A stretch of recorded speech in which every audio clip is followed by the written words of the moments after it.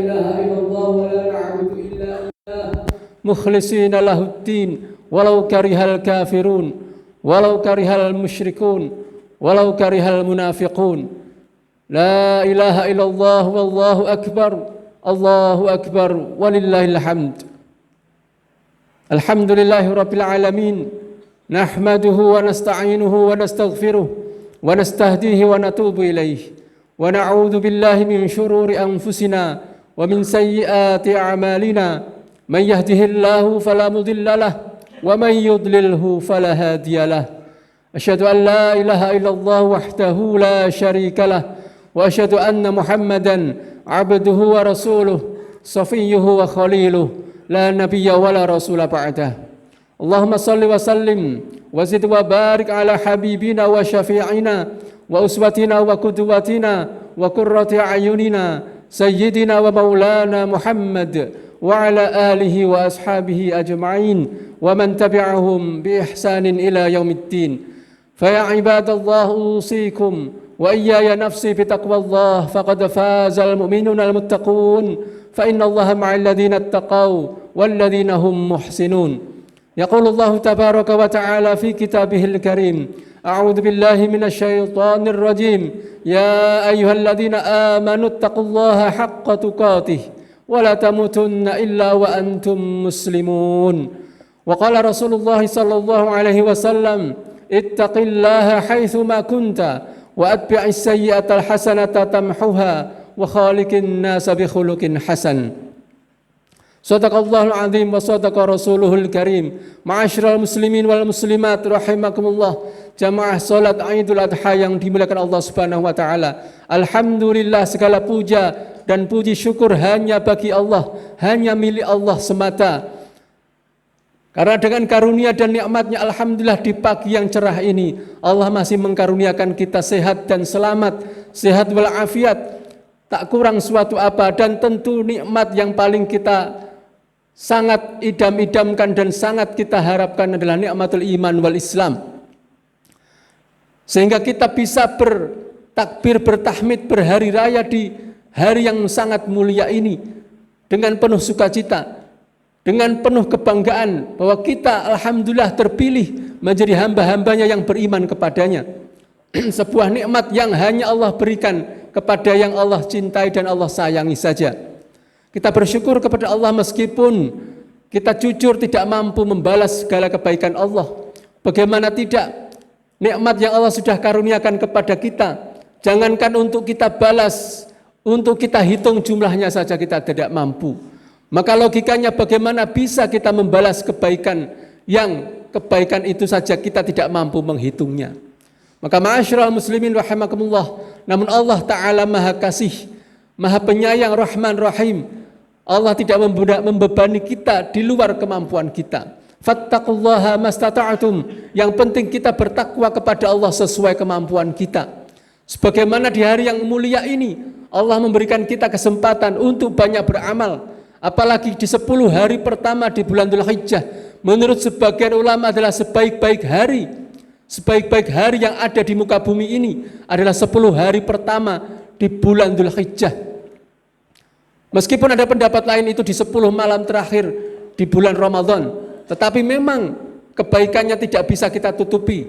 Bahkan dalam sebuah hadis riwayat Ibnu Umar dan juga Ibnu Abbas, kita bisa membayangkan bagaimana kehebatan amalan kebaikan yang dikerjakan di tanggal 1 sampai 10. Karena di situ Rasulullah mengatakan sebaik-baik atau amalan yang paling Allah cintai adalah amalan yang dikerjakan di tanggal 1 sampai dengan tanggal 10 Dzulhijjah.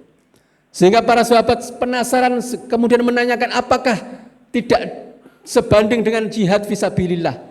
Apakah jihad di jalan Allah kita tahu salah satu amal ibadah yang paling hebat. Karena di dalam jihad perang melawan musuh Allah itu tidak hanya harta tapi juga bahkan nyawa melayang. Maka para sahabat ketika menanyakan tidak juga dengan jihad Rasulullah, maksudnya apakah jihad tidak bisa menandingi amalan di tanggal 1 sampai 10 Dzulhijjah? Ternyata Rasulullah mengatakan wala jihad fisabilillah, tidak pula jihad di jalan Allah. Jadi amalan kebaikan di tanggal 1 sampai dengan 10 Dzulhijjah itu bahkan jihad pun tidak bisa mengalahkannya. Kecuali kata Rasul, orang yang berperang jihad fisabilillah dengan harta dan nyawanya, kemudian pulang tinggal nama, maksudnya mati syahid fisabilillah, baru itu bisa menandingi kebaikan atau kemuliaan amalan soleh yang dikerjakan tanggal 1 sampai dengan 10 Dzulhijjah.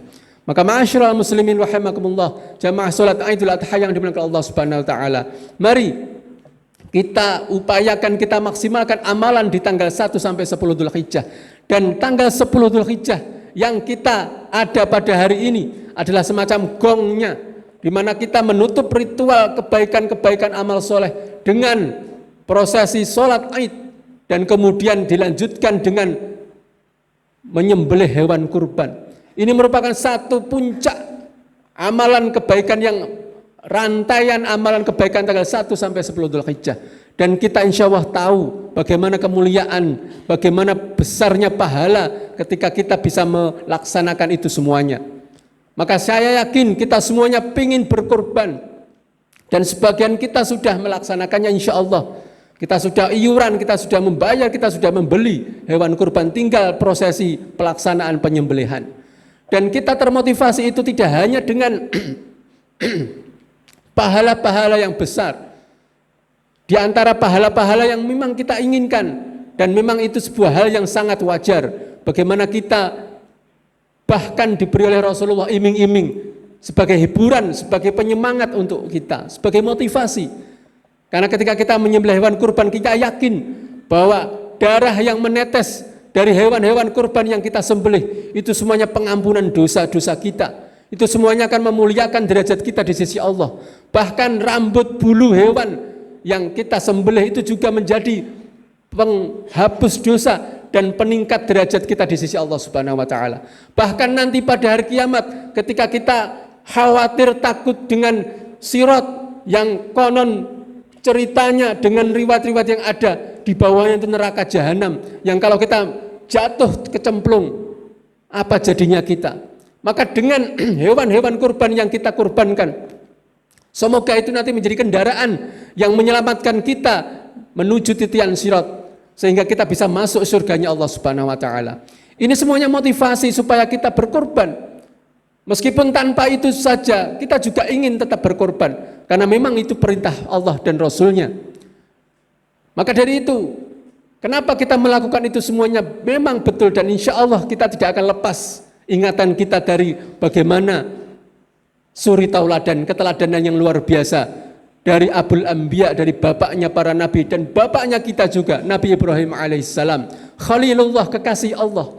Masya Allah, ini Nabi Ibrahim setiap tahun minimal sekali di bulan Dzulhijjah, di Idul Adha ini pasti diingat oleh semua umat Islam, karena memang luar biasa. Dalam Al-Quran hanya ada 2 nabi yang disebut dengan uswatun hasanah, suri tauladan yang baik. Yang pertama tentu baginda kita Nabi Muhammad sallallahu alaihi wasallam, dan yang kedua Nabi Ibrahim alaihissalam. Bahkan di dalam surat Al-Mumtahanah disebutkan tidak cuma sekali, 2 kali.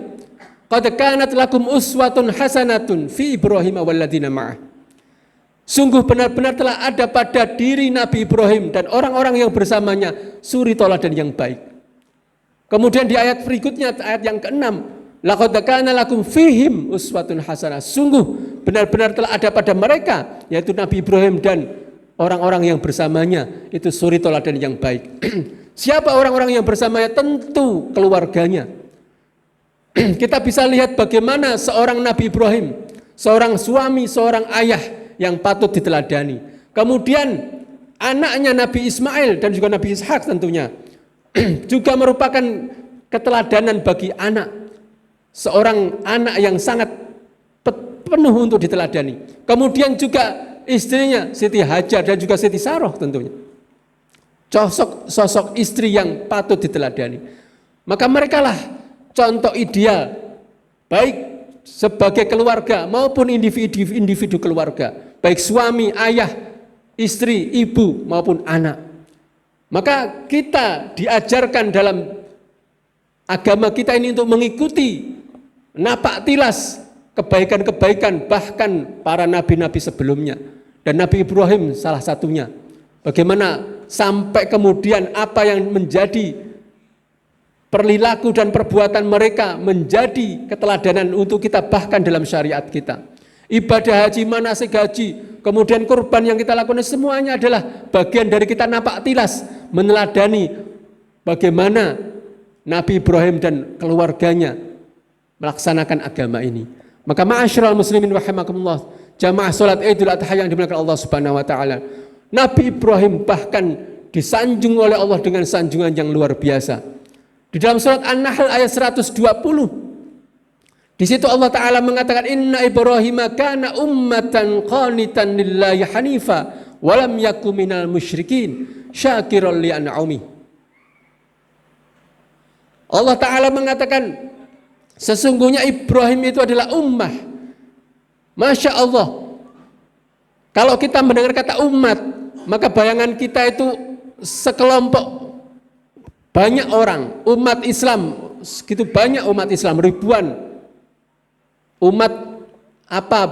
Umat itu banyak orang. Tapi dalam ayat ini Allah mengatakan Inna Ibrahim kana ummah. Sesungguhnya Ibrahim itu adalah umat. Di sini para ulama menjelaskan maksudnya adalah beliau itu imam, pemimpin. Tapi ada yang mengatakan karena kenapa dikatakan Nabi Ibrahim itu satu orang tapi umat? Karena berkumpul di dalam seorang sosok Nabi Ibrahim ini kebaikan-kebaikan yang luar biasa. Semua kebaikan-kebaikan itu ada pada diri Nabi Ibrahim. Apa saja. Sehingga satu kualitas seorang Ibrahim itu bisa mengalahkan ribuan, bahkan jutaan manusia sekalipun. Itulah Nabi Ibrahim. Dan kita bisa melihat bagaimana keteladanan dalam segala aspek kehidupan seorang Nabi Ibrahim. Qanitan, di antara salah satu keteladanan yang paling menonjol pada diri Nabi Ibrahim alaihissalam adalah qanita, orang yang sangat patuh dan taat kepada Allah Subhanahu wa taala. Ini garansi, ini sanjungan Allah kepada Nabi Ibrahim. Dan ini yang ingin diharapkan pada kita di Idul Adha ini dan dalam hidup ini, bagaimana kita menjadi sosok yang qanita, yang taat dan patuh kepada Allah. Sehingga kurban yang kita kurbankan itu adalah sejatinya untuk menjadi qanitan, menjadi orang yang taat. Kita tidak ada apa-apanya dengan Nabi Ibrahim. Nabi Ibrahim bermimpi menyembelih anaknya. Sampai beliau kadang ragu, ini mimpi benar apa ini bisikan setan. Maka tanggal 8 namanya tarwiyah, itu dalam bahasa Arab maknanya adalah berpikir. Karena di saat itu Nabi Ibrahim sedikit gamang, sedikit gelisah. Apa ini betul-betul wahyu dari Allah? Ingat, mimpinya Nabi itu nyata. Bukan seperti mimpi kita manusia biasa, tidak. Tapi mimpi Nabi itu adalah kenyataan. Maka ketika diperintahkan Allah untuk menyembelih anak, ini wahyu betul atau cuma bisikan setan? Akhirnya Nabi berpikir, Nabi Ibrahim, baru kemudian malam kedua mimpi itu muncul kembali.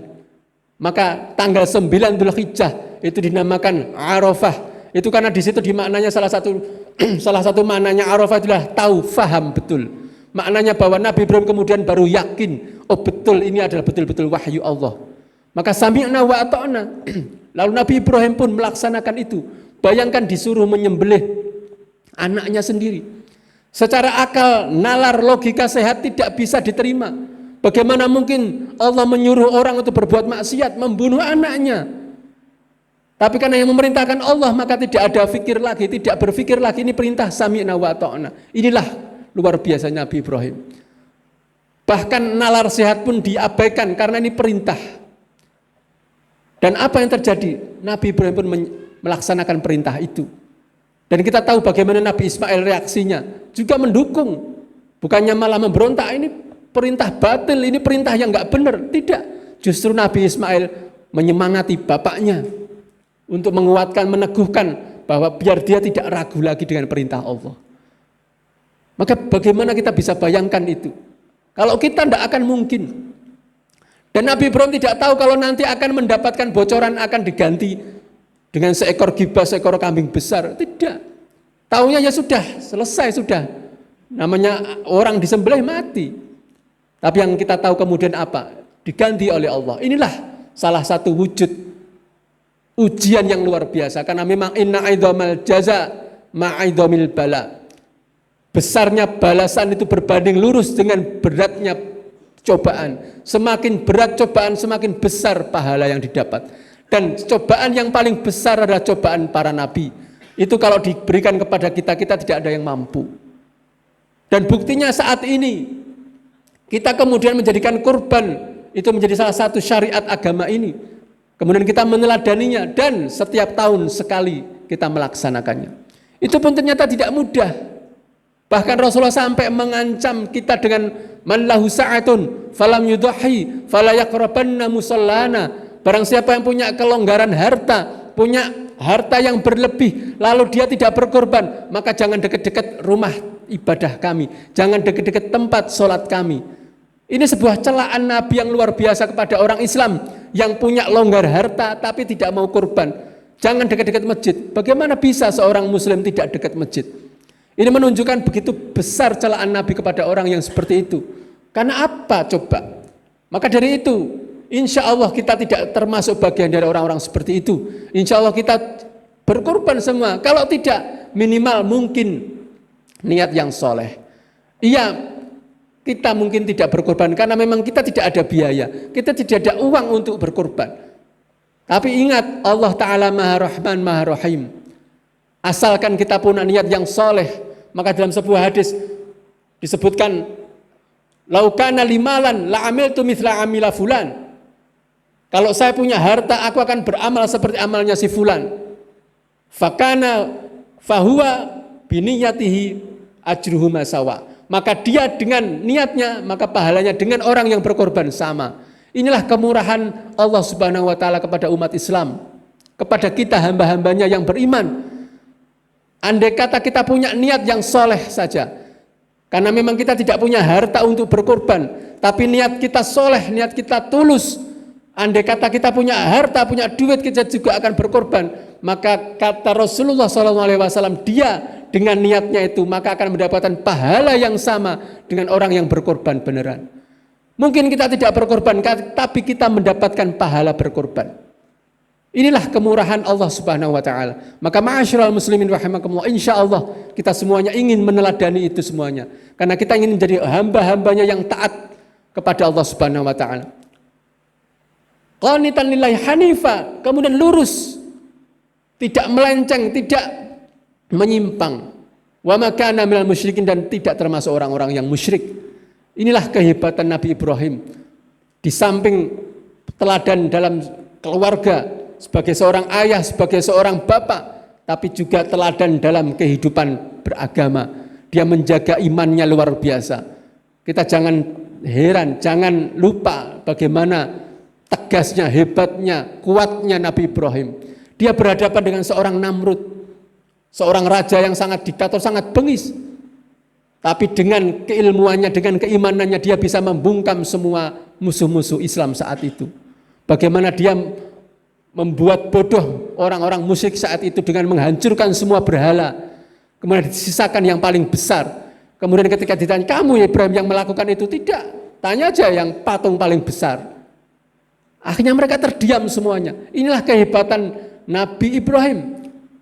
Imannya, kecerdasannya, ketakwaannya mengalahkan musuh-musuh Islam meskipun lemah, satu lawan negara. Maka dari itu kemudian kita tahu bagaimana ceritanya Nabi Ibrahim mau dibunuh, dihancurkan, mau dibakar hidup-hidup. Tapi kembali keimanan, ketauhidan, ketakwaan yang luar biasa akan menumbuhkan pertolongan Allah, akan mengundang pertolongan Allah hadir ke dalam diri seorang Nabi Ibrahim. Bagaimana kemudian ada ayat yang sangat indah, kepada api disabdakan kunu bardau wasalaman. Jadilah kamu wahai api bard, dingin dan selamat dan menyelamatkan. Karena belum tentu dingin itu menyelamatkan. Karena kadang dingin bisa membekukan, bisa membunuh juga. Kebakaran kemudian disemprot pakai itu, kemudian meskipun mati apinya, tapi kalau kita pegang dingin, tapi tangan kita melonyoh juga.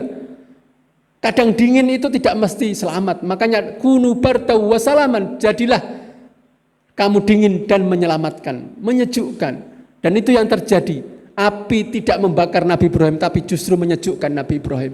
Dan itu mukjizat, dan itu hanya diterima oleh orang-orang yang memang kekasih-kekasih Allah. Dan kita bisa lihat bagaimana itu Nabi Ibrahim.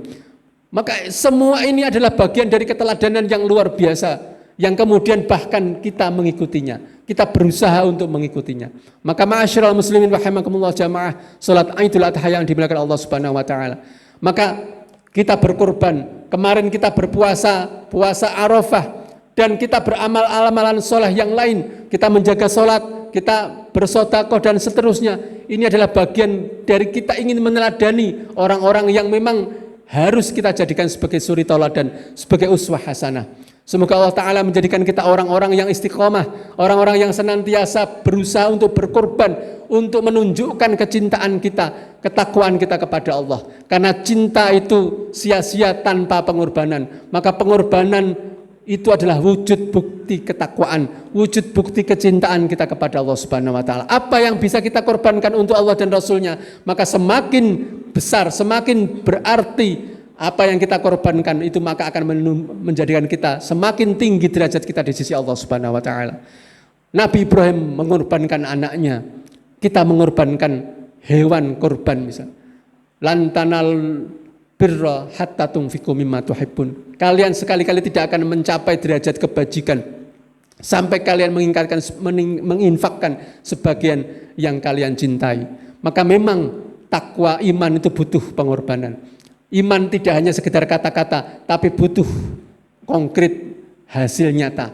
Maka mari ma'asyiral muslimin rahimakumullah, apa yang kita miliki kita jadikan sebagai investasi akhirat kita. Kita punya harta, mari kita jadikan harta kita ini tabungan akhirat kita. Kita punya ilmu, kita jadikan ilmu kita menjadi tabungan investasi akhirat kita. Kita punya anak itu hasil jerih payah kita, maka kita jadikan anak kita ini menjadi tabungan nanti kita di akhirat ketika kita mungkin sudah tiada di dunia ini, tapi anak kita terus mengalirkan pahala-pahala kebaikan untuk kita di alam kubur nanti.